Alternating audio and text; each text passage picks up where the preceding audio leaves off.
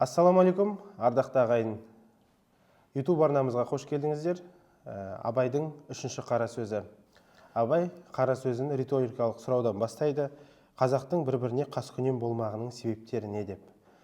Қызметке таласқыш болғанының, өздерін жалқау болатығының, енді бүкіл әлемге белгілі ғалымдар әлдеқашан байқаған дейді.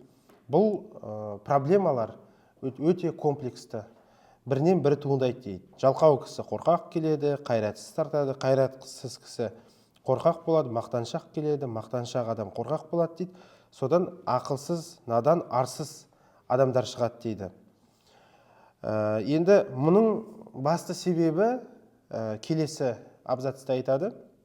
Бәрін оқымай-ақ қойын. Төрт аяқты малды көбейтемінен басқа ойының жоқтығынан.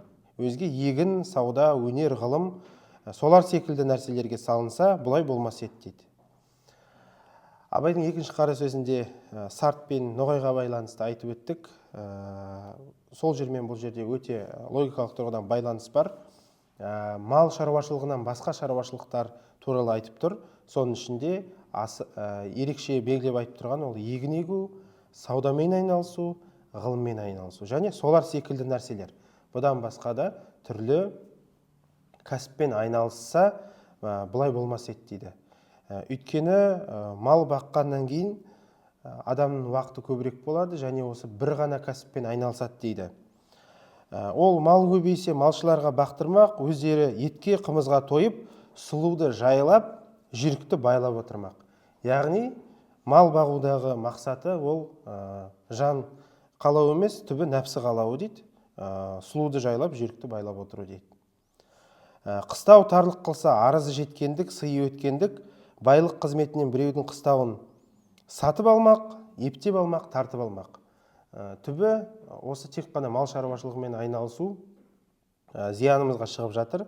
Бізге отырықшылықпен айналысу керек, саудамен айналысу керек, ғылыммен айналысу керек, жұмыстың басқа салаларында қазақтың ортасына енгізу керек деген проблеманы қоғамға тастап отыр Абай.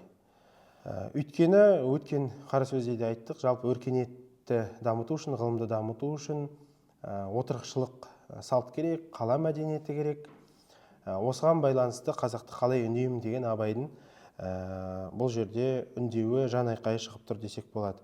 Енді біз білеміз, ғылыми жаңалықтардың көбі үлкен қалалардан шығатындығы, отырықшылық бар жерде үлкен кәсіптердің дамитындығы. Соның ішінде қазіргі күнгімен салыстыратын болсақ, бізде экономикада бизнесті, жалпы экономиканы әртараптандыру деген ұғым бар. Ол енді мемлекет бір ғана бағытпен айналыспай, түрлі кәсіппен айналысу. Мысалы, соның бір үлкен мысалы ол мұнайға тәуелділік. Біздің енді Қазақстан экономикасында басым көпшілігі осы пайдалы қазбаларға, ресурстарға байлану. Араб елдерінде осы экономика бар. Дубайдың мысалын жақсы білесіздер. Әуелі кезде экономиканың басым көпшілігі мұнай болса, қазір олар басқа салаға қарай көшіре алды. Туризмді жақсы дамытты, ғылым білім саласына, IT саласына да көп инвестиция құйып жатыр. Біздің елде де осындай бағытта біраз жұмыстар қазіргі уақытта жүріп жатыр. Оны білесіздер, туризм саласын дамытуға байланысты мемлекет басшысының өзі айтып өткен болатын.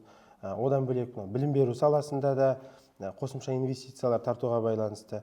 Абай бұл проблеманы сонау 19 ғасырдың соңында, 20 ғасыр басталмас бұрын айтып кетті.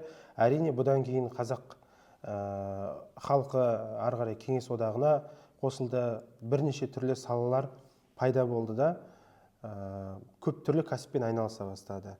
Бір өкінішті нәрсені айтып өтуге болады бұл жерде. Ол 20 ғасыр басындағы Қазақстанда болған ашаршылық. Ашаршылықтың ең үлкен себептерінің бірі осы сол кездегі қазақ қоғамының тек қана басым көпшілігі бір шаруашылықпен ғана айналысу. Өйткені жұт болды, жұттан малдың барлығы қырылып қалды, біраз мал тәркіленді кеңес одағы тарапынан. Сол себепті халықтың айналысатын басқа кәсібі болмай қалды. Сол себепті нәтижесінде бірінші ашаршылықтан 1 миллионнан астам адам, екінші ашаршылықтан 2 миллион 100 мың адам қайтыс болғандығын, қаза тапқандығын білеміз. Жалпы ғасырдың басында Қазақстанда 6 миллионға жуық халық тұрса, соның жартысы осы ашаршылықтың құрбанына айналған. Ең үлкен себептің бірі осы экономиканың түрлі салалармен айналыспауы, халықтың басқа кәсіптермен айналыспауы. Өйткені мал шаруашылығымен айналыссам, мал қырылып қалса, егін шаруашылығы бар, басқа шаруашылық бар, сол шаруашылықтан да пайдалы азық алуға болатын еді. Бізде ондай вариант болмай қалды. Енді Абай соны ертерек көрді, ертерек білді, ертерек соған ұмтылғысы келді. Бірақ оның жазған шығармалары сол көбіне шығарма күйінде қалды. Одан кейінгі 20-шы ғасыр басындағы қазақ интеллигенция өкілдері де осы тарапта жұмыс істеп бақты. Бірақ қолдарынан сол ойлаған жоспарларын ары қарай логикалық шешіміне дейін, соңына дейін жеткізе алмай қалды, өкінішке қарай. Енді Абай қара сөзінің ішінде ары қарай осы қазаққа байланысты талдауын жүргізеді. Осылар бір-біріне қас болады. Енді ауыл шаруашылығын, соның ішінде мал шаруашылығын білесіздер, жер тарыла береді. Негізі қазақтың территориясы жері кең болғанымен, малдың саны өскеннен кейін ол жерге таршылық туындайды. Өйткені жайылым керек, жайылымды жерге ол төрт түлік сыймайды, және суармалы егіншілік жоқ. Мысалы, үлкен фермаларда білесіздер, мынау мал шаруашылығымен айналысатындар оны жақсы біледі. Кішкентай шағын ғана жерде, Еуропада әсіресе өте қатты дамыған, бір жаңағы мал жаятын алқапқа малды жайса, екінші алқапты суарып жатады, сосын екінші айда жаңағы көшіре қояды.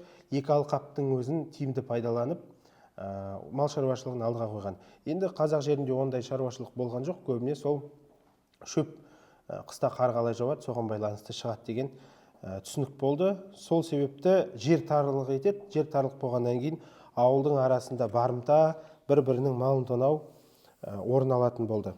Абай ары қарай елдегі жақсы адамдардың бәрінің үстінен бекер өтірік шапты талады. Енді арыз беруге байланысты ары қарай ой сатты. Ойы осы болысты сайлайтын болған, білесіздер. Сол болыстарды екінші рет қайтадан сайламау үшін қазақ деп тұрған енді бір халық, бұл енді басқа халықтардың басынан болуы мүмкін, жалпы түпкі қазақ деп айтқанмен қара сөздердің негізгі субъектісі, немесе объектісі, ол түбі адамға барады. Енді осы болыс сайлауға байланысты өзінің пікірмен бөліседі. Сол жерде сайлау кезінде басқа рудың адамы сайланбас үшін, немесе өзінің жаңағыдай қарсыластары сайланып кетпеу үшін бір-бірінің үстіне арыз беру өте сол кезде, бүгінгі тілмен айтсақ, модаға айналған, сәнге айналған. Осында сынайды. Сынаған кезде сол 3 жылға сайланады, сол 3 жыл бойы өзі сияқты жаңағы қу сұмдармен дос болуға тырысады. Өйткені бұл қу сұмдар бір толқында жүр дейді жаңағы адамдармен. Немесе егерде сомен жау болатын болса, ертең бір-бірін әшкерелеуге оның қулығы жетеді деп сақтанады дейді. Момынды қадірлемейді дейді, өзіндей арам қуларды қадірлейді деп қорытындылайды бұл жерін. Ары қарай Абай осы күнде қазақ ішінде кісі ісі білмес, кісі білер деген мақал шықты дейді. Оның мәнісі өзі түсіндіреді. Ісіңнің түзілігінен жетпейсің, кісіңнің амалшы айлалығынан жетесің деген сөз шықты дейді. Бұны да ерекше сынайды. Негізі болыс болсын, би болсын, патша болсын, ең бірінші кезекте бұл жерде ең маңыздысы ол ісінің дұрыс болуы, кәсіби шеберлігі ғой. Кәсіби шеберлігіне мойынсұнбаймыз. Бірінші кезекте кісі, оның танысы қандай, оның пара беруі қандай, басқа кісілерге қарай сүйену кеңінен тараған деп бұны да сынға алады. Енді Абай жалпы бұл жерде ойланып отыр, талқылау үстінде нақты бір формуланы ұсынбайды, бірақ бірнеше варианттарды осылай бізге ұсынып өтеді. Енді былай дейді, менің ойыма келеді дейді, халықтың болыстыққа сайланам деген кісісі пәлен қадарлы орысша образование алған кісі болсын дейді. Бұл біріншісі. Егер де орталарында ондай кісі жоқ болса, яки бар болса да сайлауға түспесе, сайланбаса, уездный начальник пенен военный губернатордың назначениесімен болсын дейді. Яғни сайлаумен емес халықтың ішінде, назначениемен жоғарыдан түсетін бұйрықтың негізінде сайланса, сонда дау азаятын еді дейді. Өйткені шын мәнінде кім дауыс берді, кім сайлады деген сұрақ туындамайды. Жоғарыдан келген адам болғаннан кейін соған бәрібір бойсынуға тура келеді. Ол сондай мықты адам болмаса да ауылдың ішіндегі, рудың ішіндегі алауыздық азаяр еді дейді. Уа және назначение қылғанда тергеуі, сұрауы барлығы қарамаса өтірік арыз берушілер азаяр еді дейді. Абай қара сөздің соңына қарай тағы бір нәрсеге ерекше мән береді. Бұған дейді, бұрынғы Қасым ханның қасқа жолын, Есім ханның ескі жолын, Әз Тәуке ханның жеті жарғысын білмек керек. Осы ескі сөздердің қайсы заман өзгергендікпен ескіріп, бұл жаңа заманға келіспейтұғын болса, оның орнына тартымды толық билік шығарып, төлеу саларға жарарлық кісі болса керек еді. Ондай кісі аз яки тіпті жоқ дейді. Негізі мынау патша үкіметінің кезінде қазақтың бұрынғы хандық жүйесі жойылды.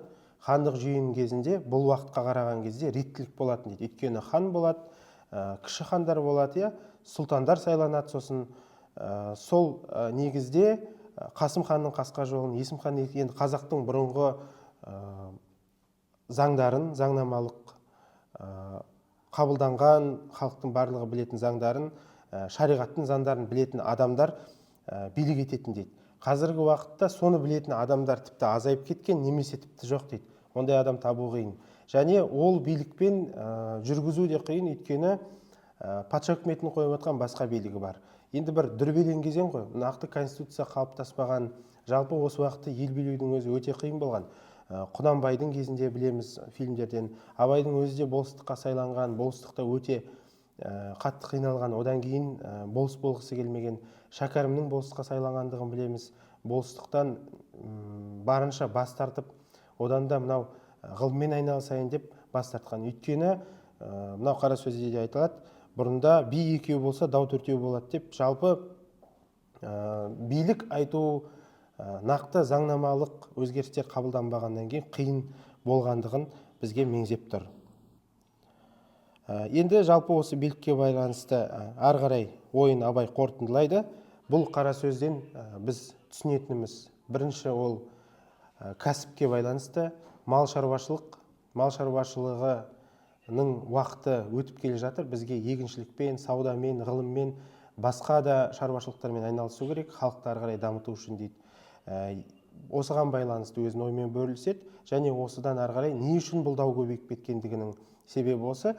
Екінші, енді қазір біз бірден көшіп кете қоймаймыз бұған. Сол себепті не істеуіміз керек деп билік жүйесіне байланысты өзінің пікірлерін білдірген екен. Сол кезде жаңағы назначениемен келген билік шамалы дұрысырақ көрінеді деп Абай өзінің сөзін осымен аяқтайды. Бірақ бұл әлі нақты қорытынды емес, өйткені бұл қара сөзде талқыланған мәселелер Абайдың келесі қара сөздерінен көрініс табады. Ал келесі қара сөздерді көру үшін, ары қарай бізбен бірге талқылау үшін біздің арнада болыңыздар. Бұйырса, оларды да түсіріп сіздерге жолдайтын боламыз. Сау саламатта болыңыздар.